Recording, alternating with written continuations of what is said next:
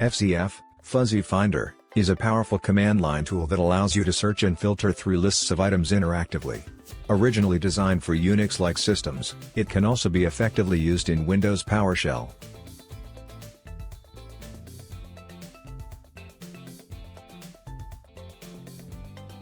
In this example, we utilize a precompiled C program that lists all the files in the current working directory.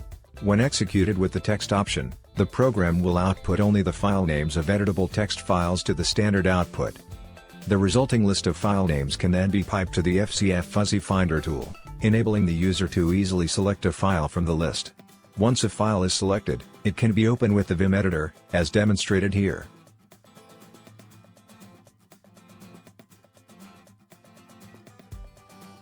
Additionally, we have compiled another C program that traverses all subdirectories from the working directory and displays the most recently modified files. This command has been included in the PowerShell user's profile as a function to facilitate its usage. This setup allows for a seamless and efficient workflow, making file selection and editing much simpler. Also, restarting work with the most recently used files becomes easier with this approach.